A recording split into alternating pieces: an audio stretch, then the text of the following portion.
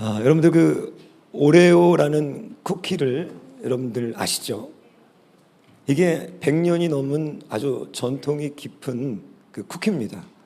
우리나라 거는 아닌데 여러분들 세계에서 무려 매년 4억 개, 400억 개가 팔린다고 합니다.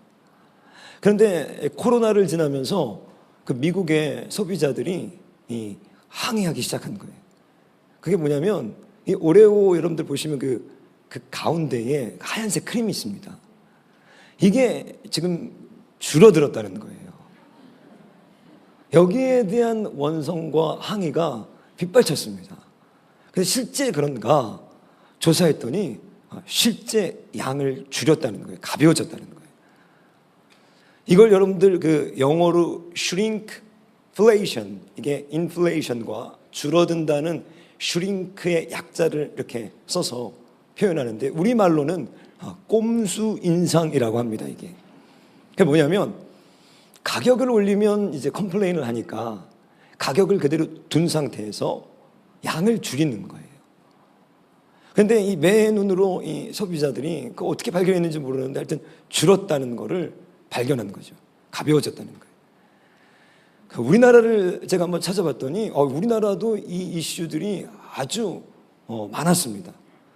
심지어 올해 상반기에만 여러분들 33개의 제품이 고발되고 적발됐습니다. 대표적으로 제가 불러드리면 제주 오셜록 얼그레이티가 2g이었는데 1.5g으로 자, 여러분 이게 0.5g인데 25%를 지금 줄인 거예요. 엄청 줄인 거예요. 4분의 1을 줄인 겁니다. 우리들 이게 얼그레이 티 먹을 때 모르잖아요. 그 티백 안에 얼마나 들어있는지. 그런데 무려 25%를 지금 줄여버린 거예요. 가격은 그대로인데. 자, 여러분들 드시는 거 있는지 한번 찾아보세요. 뭐가 있냐면 CJ 제일제당의 비비고 플랜테이블 왕교자, 사조 대림 안심 치킨 너겟. 너겟은 막 봉지에 들어있으니까 아마 몇 개 뺐는지 모릅니다. 하림의 2마리 옛날 통닭, 서울 우유, 여기 체다 치즈, 오비 맥주, 혜택 고향만두. 걸렸어요 이거. 고향만두 우리 집에 있는 것 같아요. 제가 보니까 양반 참기름김, 들기름김 이런 제품들이 소비자 몰래 지금 줄였다는 거예요.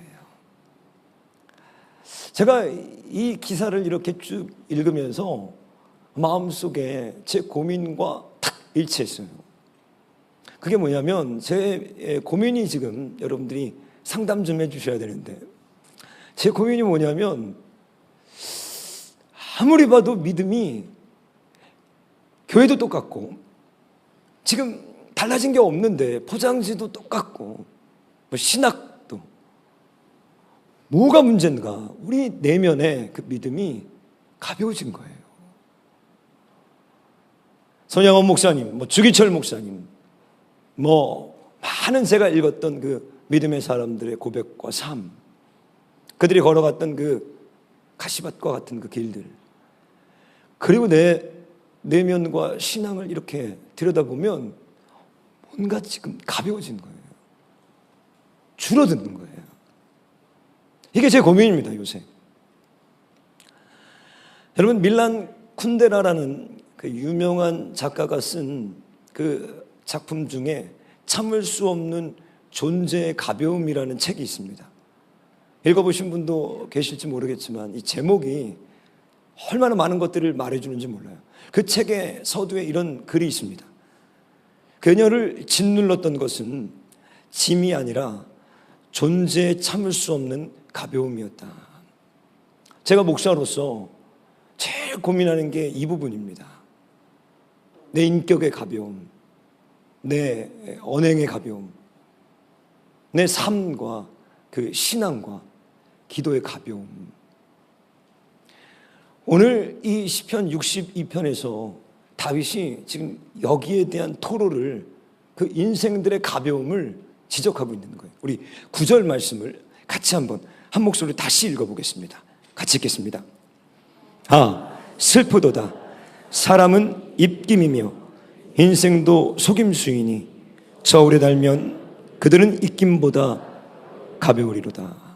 다윗은 우리가 얼마나 가벼운지 사람들이 저울에 만약에 달 수 있다면 우리 인생들이 입김, 여러분 입김이 무게가 나갑니까? 근데 지금 그 입김보다도 우리는 가볍다는 거예요. 그것을 다윗이 지금 슬프다고 이 시로 노래하고 있는 거예요. 여러분들 믿음이 묵직하십니까? 저는 오늘 이 시편 62편을 통해서 이 가벼운 믿음, 어느 땐가 모르게 이 교회 안에 많은 가벼운 믿음을 가진 사람들이 교회를 가득 채우기 시작하는데, 가벼운 믿음을 가진 사람들의 특징이 무엇인가, 그리고 어떻게 이것을 우리들이 돌파할 수 있는가, 여기에 대한 말씀을 본문을 통해서 나눠보려고 합니다.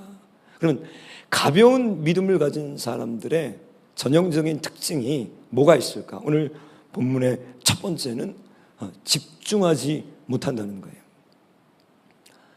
제가 신학교 처음 갔을 때 설교학 수업을 듣는데 그 설교학 교수님이 설교에서 제일 중요한 게 본문도 아니고 예화도 아니고 처음 5분, 1분, 30초를 어떤 얘기를 하느냐에 따라서 그 설교가 승패가 좌우된다는. 왜?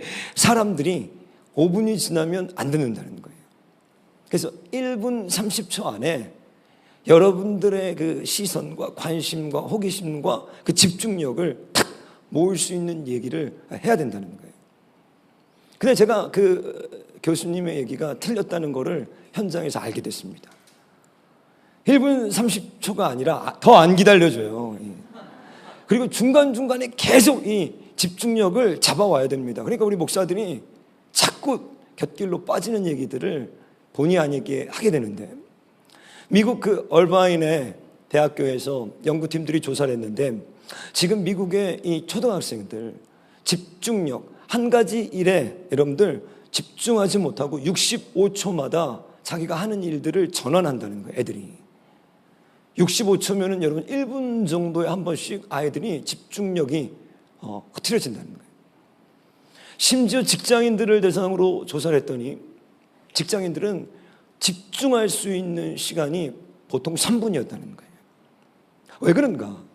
도둑맞은 그 집중력이라는 책이 있습니다. 이 베스트셀러인데 제가 예전에도 한번 얘기한 적이 있는데, 이 책의 저자가 250명의 연구진들, 많은 사람들을 연구하고 조사한 거예요. 그런데 지금 우리들의 집중력이 도둑맞고 있다는, 우리 집중력을 훔쳐가고 있다는 거예요.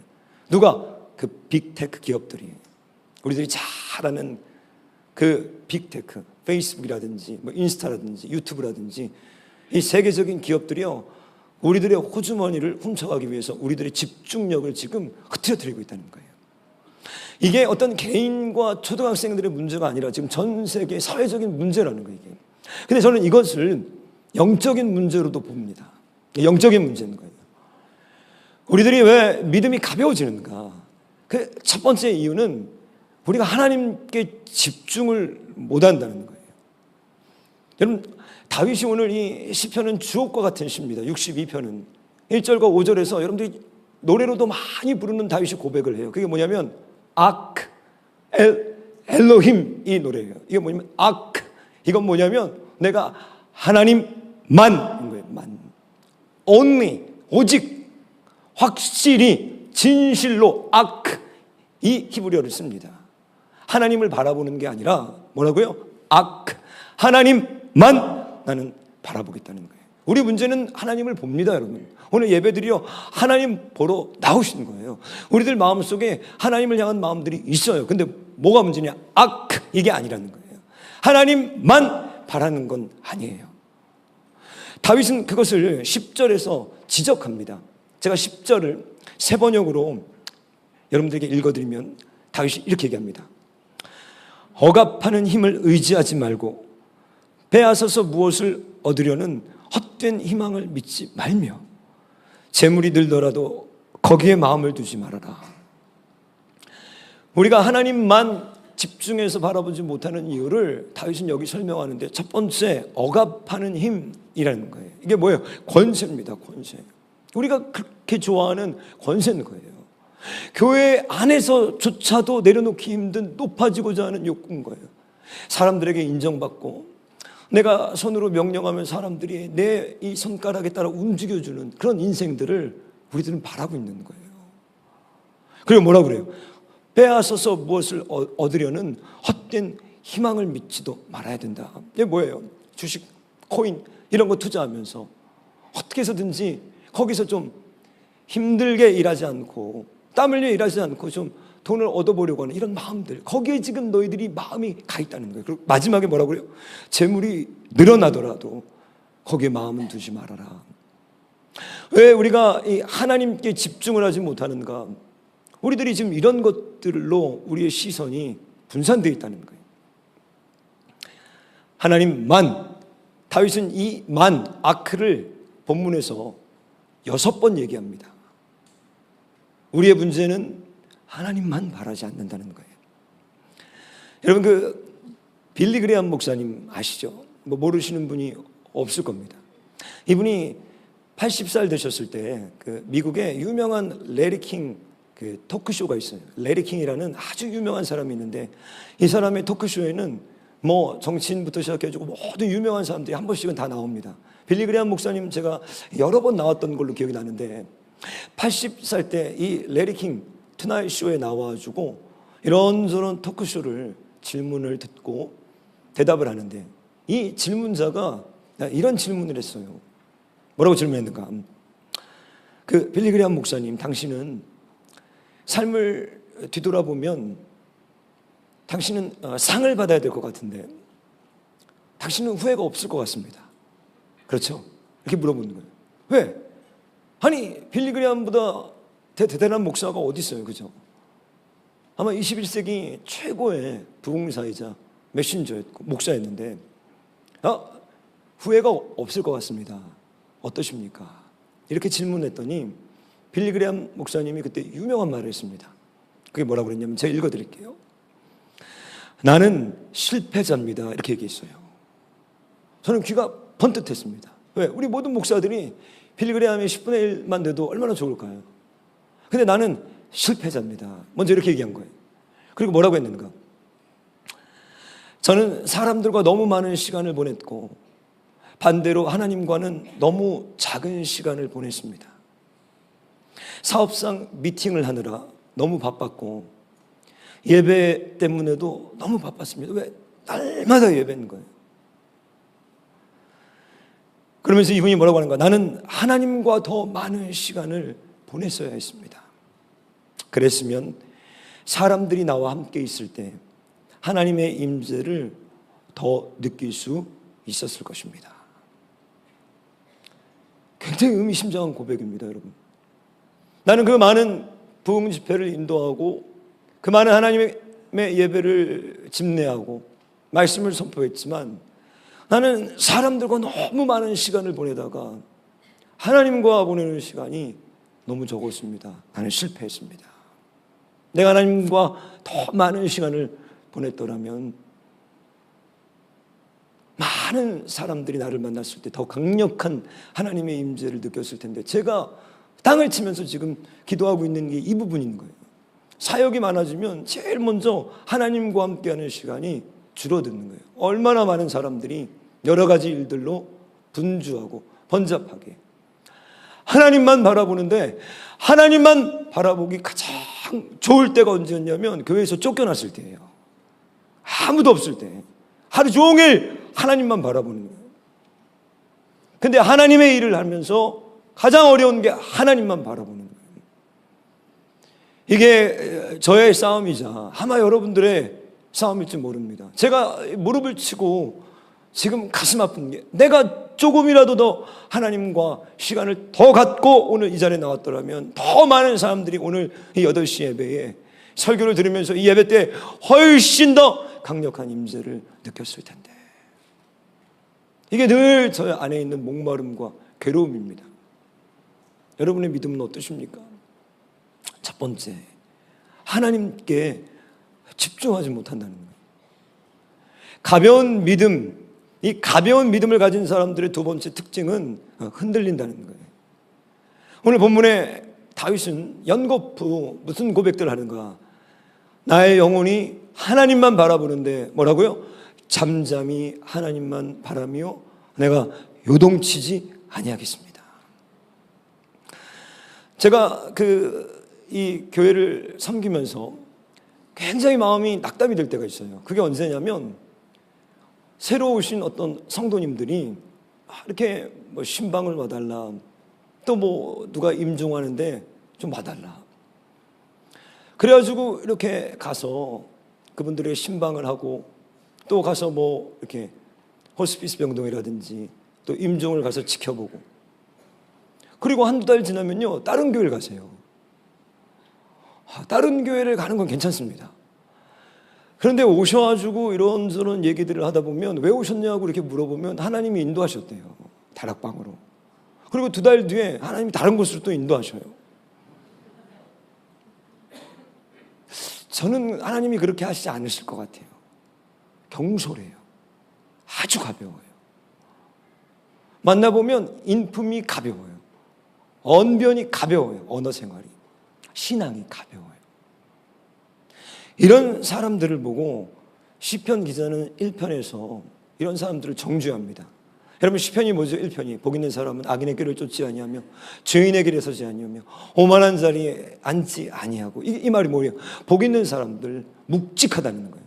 이 사람들은 악인의 꾀, 뭐가 성공했다, 그 죄인의 길, 오만한 자의 자리에 이 사람들은 시냇가에 심은 나무, 이 사람들은 묵직하다, 무겁다는 거예요. 어디에 흔들리지 않는다는 거예요. 그런데 복 있는 사람들을 얘기하고 난 바로 직후에 4절 5절에서 우리들이 잘 아는 다윗은 시편 1편 4절 5절에서 이렇게 얘기합니다. 악인들은 그렇지 아니하며 오직 바람에 나는 겨와 같도다.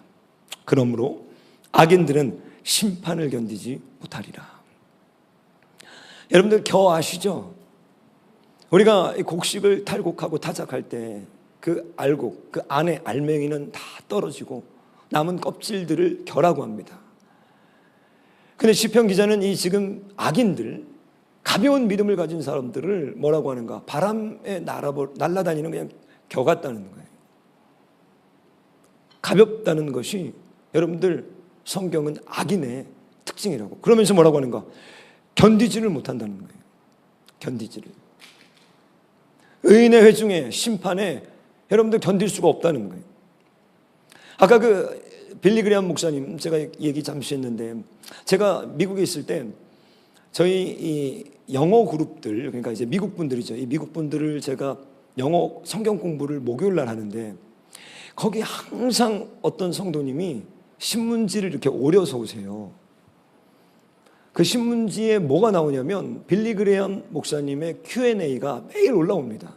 그 빌리 그레이엄 전도협회 그 홈페이지에도 그게 있어요. 그러니까 사람들이 빌리 그레이엄 목사님에게 어떤 Q&A 질문하면 답변을 해주는 거예요. 그럼 그분은 꼭 그 매주 목요일 성경 공부를 할 때 먼저 그걸 자기가 읽어줘요. 근데 어느 날 그 질문지에 올라왔던 질문 중에 하나가 뭐였냐면, 빌리 그레이엄 목사님에게, 목사님, 꼭 주일날 교회 나가야만 구원이 있습니까? 꼭 교회 가야만 그게 크리스찬입니까? 이 질문한 거예요. 왜? 지금 이런 질문들이 많아졌습니다. 그죠? 가난한 교인들이 늘어나고 교회에 대한 실망감들 때문에 사람들이 교회를 멀리하고, 그러면서 이 코로나를 거치면서 이게 점점 좀 심각해진 거죠. 이제 교회와 공동체에 대한 어떤 그런 실망감들이 묻어난 거죠. 교회에 꼭 나가야 됩니까? 그때 빌리 그레이엄 목사님이 이렇게 답변했습니다. 교회에 나가지 않아도 크리스찬일 수는 있습니다. 그런데 뭐라고 했는가? 성도님, 하나님에 대한 신앙, 하나님에 대한 가벼운 태도를 버리십시오. 이렇게 지적한 거예요. 그러면서 건성으로 신앙생활을 하지 마십시오. 당신은 지금 뭐가 문제인가? 주일날 교회를 가고 안 가는 이 문제가 아니라 당신의 믿음이 뭐라는 거예요? 가볍다는 거예요. 건성으로 믿고 있다는 거예요. 지금 그 질문 속에 당신이 보지 못하는 것은 당신의 믿음의 초라함이라는 거예요. 여러분들 어떠십니까? 묵직하신가요?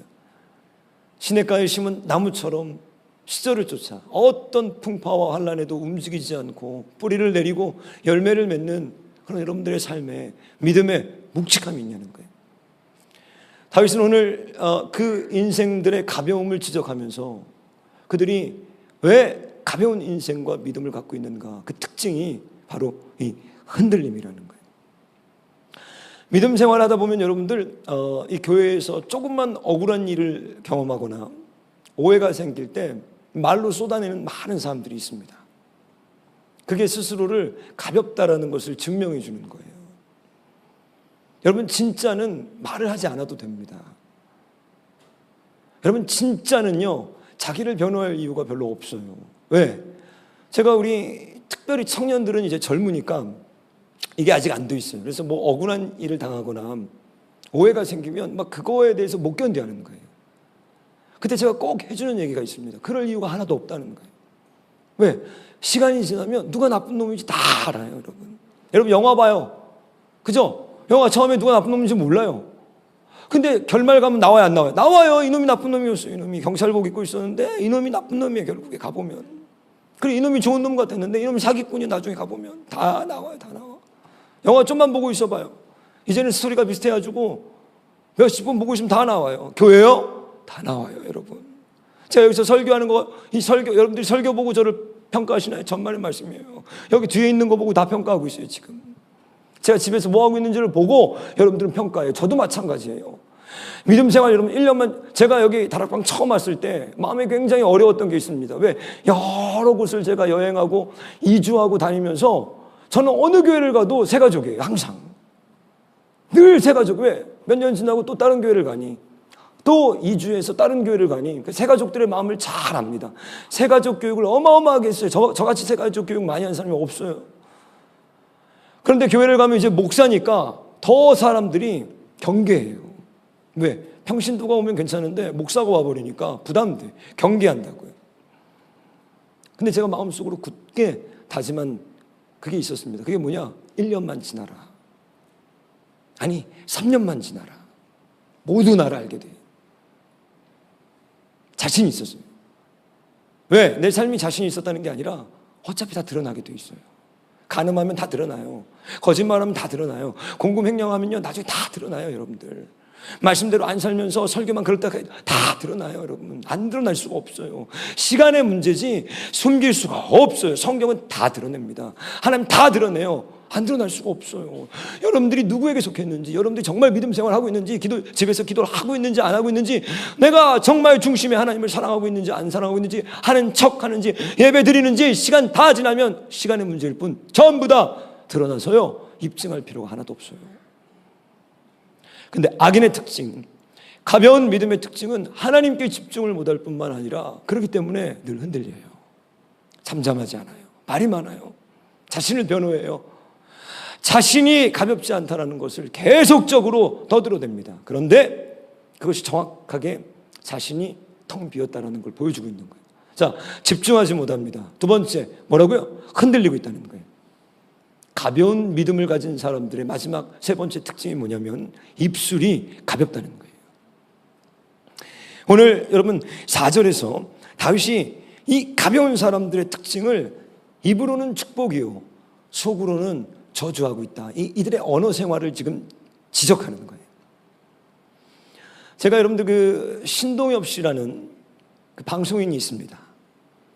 이분이 어느 날 방송에서 이런 얘기를 하는데 제가 깜짝 놀랐어요. 이분이 개그맨이잖아요. 이분 어머니가 예수님을 잘 믿었던 분입니다. 근데 이분이 어느 날 방송에서 무슨 얘기를 하냐면 자기가 30년 이 연예계에서 있으면서 손절하는 사람이 있다는 거예요. 손절. 완전히 연을 끊어버리는 사람. 귀가 쫑긋했습니다. 30년간 그 연예계 바닥에 있으면서 어떤 사람을 손절하고 멀리해야 되는가. 이분이 이렇게 얘기해요. 다른 사람을 험담하는 사람이라는 거예요. 왜? 자기는 누군가 와가지고 저 사람이 너에 대해서 이런 나쁜 말을 했어 라고 얘기해 줄 때 바로 그 사람부터 손절한대요. 그러면서 이렇게 얘기합니다. 저는 이런 행동을 하는 사람과는 반드시 인연을 끊어요. 누군가에게 다른 사람 험담을 하면 다 돌아와요. 저는 정말 다른 사람 얘기를 하지 말아야 된다는 걸 어렸을 때부터 깨달아서 안 합니다. 그래요. 안 합니다. 아주 어렸을 때부터. 어떤 사람이 저한테 와서 누가 네 욕하더라 이렇게 전할 때가 있거든요. 저는 그 얘기를 제게 전한 사람을 멀리합니다. 진짜 조심해야 돼요. 특히 나이가 어리거나 사회생활의 경험이 적으신 분들은 진짜 남 얘기를 조심해야 됩니다. 이러는 거예요. 여러분 이게 지금 뭐예요?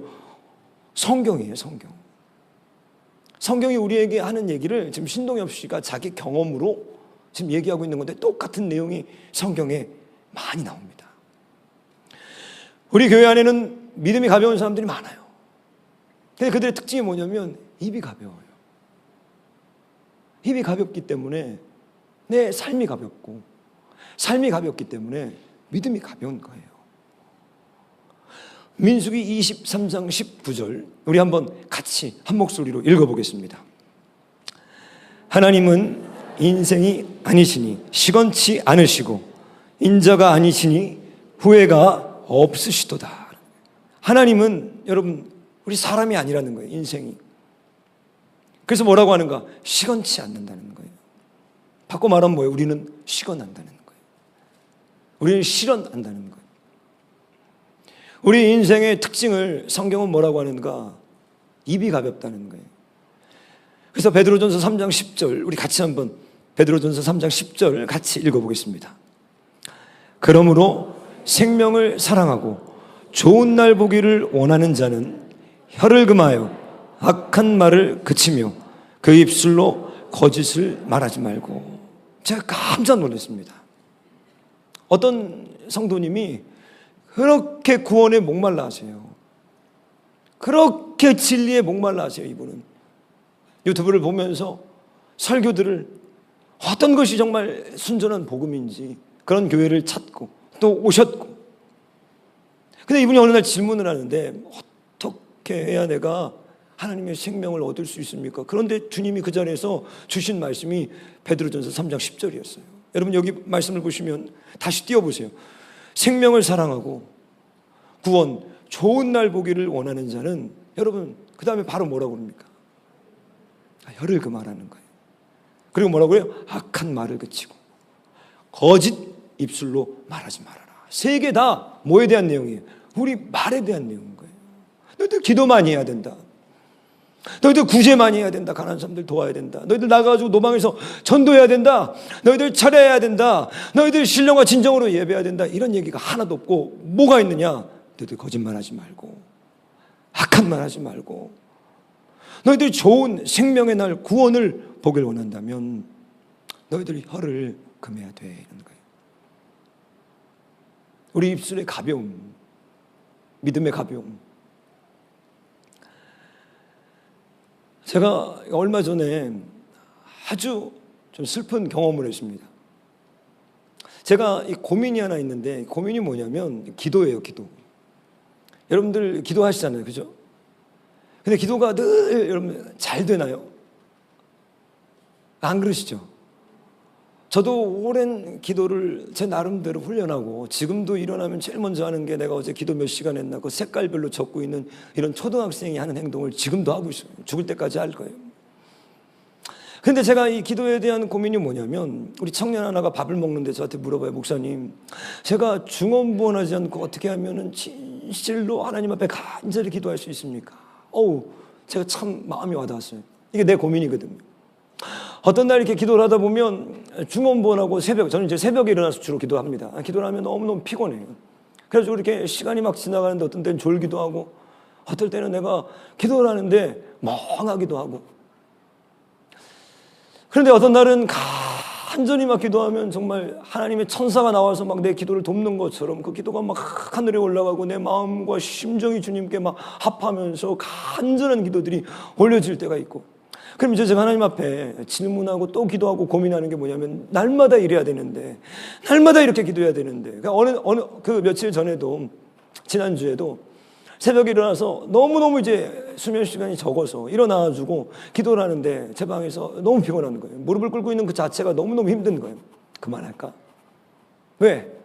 멍해요, 정신이. 그만할까? 아니야, 여기서 그만하면 내가 오늘 도대체 어떻게 기도에 힘없이 살 수 있어? 열심히 무릎을 꿇고 안 되면 30분, 1시간이 넘어가는데 한 1시간 지나가니까 하나님이 도와주시는 것 같아요. 정말 내 마음이 토로하기 시작하면서 하나님 앞에 내가 진심을 올려드리기 시작하면서 막 그 기도를 하나님이 도와주시는 것 같아요. 막 그런 경험들 있잖아요. 막 천사들이 와가지고 내 기도에 막 불을 부어주는 것 같고 내 안에서 터져나오고, 이제는 목도 아파가지고 예전에는 통성으로 그렇게 기도를 했는데 요새는 이제 묵상으로 막 기도를 하다 보니까 잡아야 되는 그 기도줄이 너무나도 어려운 거예요. 막 마음에 안 될 때는 또 부르짖기도 하고 막 기도하는데 하나님의 막 성령께서 그날 그 골방에 역사를 하셔가지고 제가 막 불과 같이 뜨거워져서 그 기도를 마쳤습니다. 뜨거워졌어요. 그날. 잘 됐다. 안 그래도 그날 이제 설교를 해야 되는데, 그래가지고 이제 나와서 밥을 먹고 예배하기 전에 사람들과 이렇게 만나가지고 이런저런 이제 식사하고 얘기를 나누게 되는데, 대화가 어떻게 하다 보니까 어떤 사람을 얘기하게 됐어요. 근데 저는 듣고 있었는데, 비판은 아닙니다. 근데 그 사람에 대한 좀 험담은 아니고 어떤 좀 불만, 잘못하는 것들, 어떤 성도님이 그 얘기를 저한테 하시는데 제가 그걸 이렇게 듣고 있는데 깜짝 놀란 거예요. 듣고 있는 그 순간에 내 안에서 뭐가 싹 빠져나간 거예요. 이런 경험이 굉장히 아주 특이했는데 내 안에 뭐가 쑥 나가면서 순간 제 안에 아차했던 게 저도 모르게 능력이 빠져나갔다. 그리고 갑자기 제 안에 어떤 느낌이 들었냐면 차가워져 버린 거예요. 아까 오전에 내가 기도의 싸움을 하고 왔을 때 하나님이 내게 주셨던 그 뜨거움, 하나님의 말씀에 대한 불붙는 마음들이 싹 갑자기 냉탕에 들어간 것처럼 식어버린 거예요.